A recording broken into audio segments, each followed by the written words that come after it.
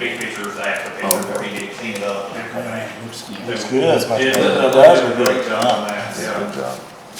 And then, basically, getting all the alcohol business in town with ABC and just got our license, all their licenses expired in June, so we make sure everybody got theirs. We had one business that still hasn't quite got theirs up to date yet. We've had one business that's been added, which is King of Wings, or King Wings. We've got 84 violations this month.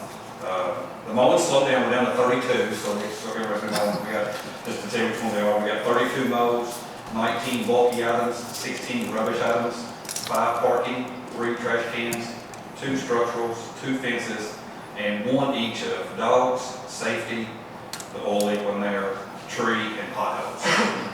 84 in total this month. Got any questions for me? Doing a great job, Mike. Thank you. Thank you. City Clerk, do you have anything? I just want to update you on where we are on our 2025 property tax season that has ended, that ended June the 30th. In your packet, you'll see that there is the 2025 property tax settlement, how we closed out the year. We did file 127 liens on tax bills on July the 1st. And since we have filed those liens, we have had 14 people come in and pay their tax bills. So we currently have 113 unpaid. And even though the collection season has stalled, we will begin working on the 2026 season pretty soon. We stay in continual collection. Even if there's delinquent tax bills out there from 2022 and someone wants to pay them, we are in continual collection, and we will still continue to collect 2025. That's just how our year ended. We are 96.5% collected, and I think that's all I have.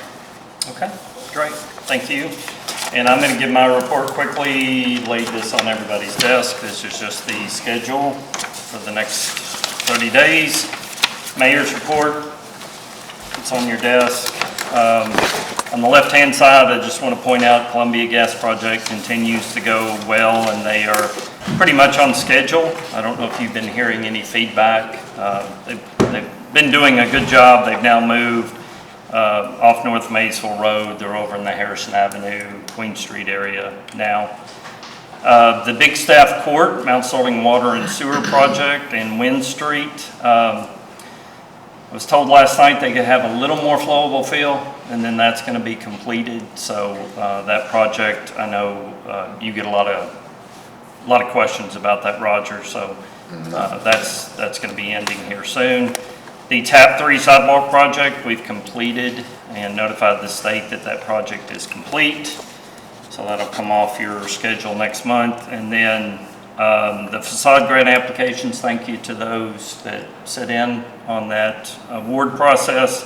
6 awards were granted to businesses for $8,316 total. So look forward to seeing them be able to do some nice things to the fronts of their business.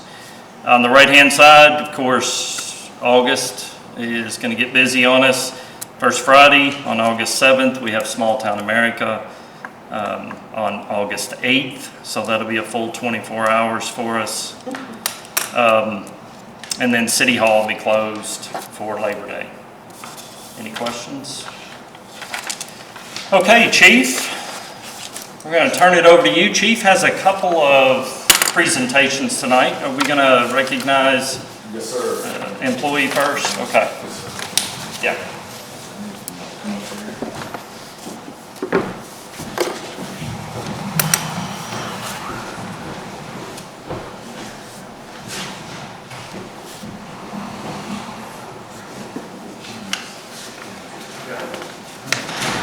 Recently we had a position open for detective. Officer Rudd, not Detective Rudd, jumped at the opportunity and applied twice, I believe, before for that position. He comes into this position with a lot of experience from his prior agency to where he's worked now for the past 3 years. So we're tickled to have him as detective. He's going to do a great job. He officially started that position on Monday of this week. So we have great help, and I know he's going to do terrific things in the detective unit and help, lead and go forward with the other officers. So, I'm giving you your line, and I believe you already got your badge, but there you go. I just want to say congratulations again. Thank you. You're great. Appreciate it.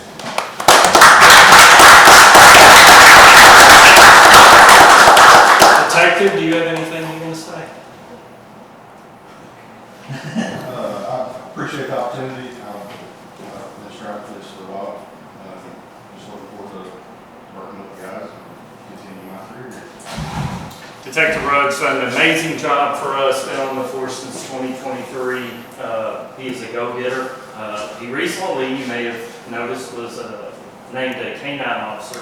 And then we had another opportunity that he really has wanted to pursue with the detective role. So we're going to move him over to that, and we'll be assigning another officer to K-9, or K-9 Kira, Officer Thomas Wilson. So keep up the great work. Awesome. Appreciate it. Thank you.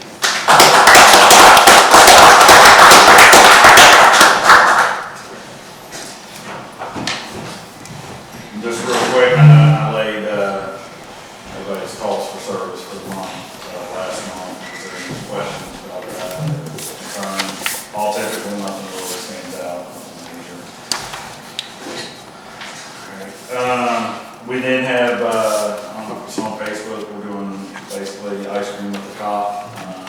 Next week, I believe it's August 7th.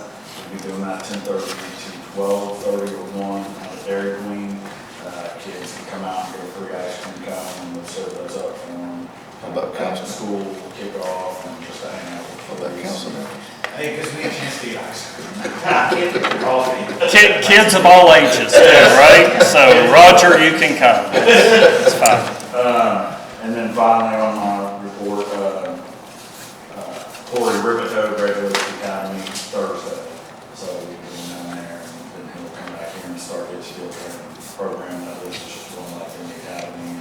He'll graduate a couple weeks after Corey, so we'll be back up there. So, that's all I got for brief. Okay, and then so I think we're going to roll right into our next brief. So Councilmember Trimble had asked for an update on flock cameras from the chief. So Chief has prepared an update for council, a very good update, and certainly we know there's a lot of conversation about this in the community. You see it on Facebook.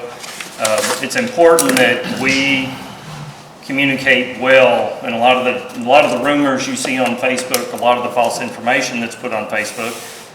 We can point the finger at ourselves. It's because we may not have provided the information the way we should have. So we're going to make it a point in these council meetings, if we have to do it every month, to be able to provide facts, so that those that are on Facebook, if they want to regurgitate false information, that's certainly their right.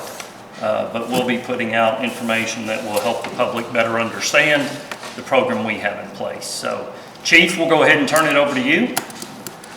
All right, so Flock is automated license plate reader, okay? It's not a lock camera, it's not a tracking camera. It does not have the AI function to track people. These cameras are strictly license plate readers that are placed on public roadways. I'm gonna give you a little bit about how we start, and then some of the false information circulating on social media that is, being spread like wildfire through the community that has no standing basis. I'll actually give you the facts on that. When an officer is created a flock account, they have to go through our policy. They have to go through a training. The policy is mirrored after Kentucky League of Cities policy. All right, so it's kind of a standard for the policy. Once they do that, they are issued a unique password and username. Those passwords get reset every quarter. I'll go in and hit reset everybody's password, log them out. They'll get an email that they have to log back in, create a new password and all that. They only have a 30-day window to look up a vehicle. That's looking up a vehicle. After 30 days, that system overwrites itself constantly. Okay, we don't have to do anything, it's built into the software. If I want to search for a car back in February of this year, if it wasn't saved for any type of reason, it's not there, okay? They also have to put a case number to search. So if they're working an assault, a robbery, a hit and run, anything like that, it requires them, before they can even hit the upload button, to put in a case number. Then they have to tab over, and it also asks for a reason. So they have the case number, and then they have to click a reason. That leaves an audit trail. So I can go back to any officer in the department and say, what were you searching, who were you searching, which we do every 30 days. 30 days, there's an audit, a random audit of the system. It'll flag automatically if one plate's being searched frequently, it'll give you the officer, the date, the plate, why, and it should have their reasoning in there why they're searching, all right? And again, this is all in our policy. If a plate is entered through another jurisdiction as what we call a hot list or an NCIC hit, which is the national database, it will alert and say this car that passed this camera, possibly the person associated with the vehicle is wanted for some type of crime, is a sexual offender that's entering your jurisdiction from another state, is a missing person out of Alabama that has dementia, that their family can't find them. We confirm that, we confirm the plate through dispatch. Dispatch types it into their system and confirms that it's still in the system, is a missing, wanted, whatever person before we stop that vehicle. Also, if an officer is doing an investigation, they can't base their arrest or prosecution based solely on the flock, and that's written in our policy. They have to use other means such as witness statements, other nearby surveillance videos, a confession from the suspect, things like that, physical evidence. The flock alert alone is not enough to base a criminal case on, and the officer's investigation of that. So some of the things that have been going around social media, this takes video. That is false. Again, it is just a database that takes a picture. I'm going to show you what it gives us when we type in a plate. This is what it gives you. Just the plate. It gives you the vehicle description and the location. It does not give you address, the registered owner's name, your debit card number, social security number, anything like that. That is what it gives you. And I know some people were going to say, well, what about the view more details? Okay? I couldn't get one printed out fast enough because that was too big, but I laid y'all handouts on that. So when you click on the button that says more details, it literally gives you the vehicle makeup, the black SUV, the date, location, and the plate that's associated with that vehicle. Again, no names, no addresses, anything like that. They're tracking our every move. Officers and investigators also have to have a valid reason. I stated that before. Unless you're a suspect or a crime in an investigation, we have no valid or legal reason to look you up. And to be honest, my officers and investigators have better things to do than sit and search up law-abiding citizens just for the fun of it. We don't sit in front of the computer going, Joe Smith left his house, let's see where he goes today. For one, that's a policy violation. For two, again, we have better things to do with our cars. This has facial recognition and can see who's in the car. False. Again, you see the picture. You cannot see who's driving the car. You cannot see if they're wearing a seatbelt. You cannot see any other occupants. You can't see if they're holding something, anything like that. It just shows the back of the car. So the other theory that's going around is it's a seatbelt camera. It's a speed camera. Again, that is false because you obviously cannot see in there. And it's not a video, it's just a still shot of the back of the camera. My tax money is being used to track us and surveil us. Again, this is false. We're not tracking anybody. We're not surveilling anybody that hasn't been a suspect of an investigation. And 90% of these flock cameras are funded with seized drug money that have been awarded in a court of law by dope dealers in the community that were making profits off of our citizens and selling dope in our community. And that money was awarded to us. We can only use that money for certain things in law enforcement. We can't use it to fill potholes. We can't use it to replace power lines and lights and parks and things like that. It has to be for law enforcement. And I feel that this is the best use of that money to take from a drug dealer that is selling dope in our community and use that to fund these cameras. They need a warrant or invading my privacy. Again, this is false. You're on a public roadway. It's no different than if you wanted to talk about, amendments and all that. You're on a public roadway. You're in your vehicle. There's no right to privacy at that point. it's not getting your name and address and all that,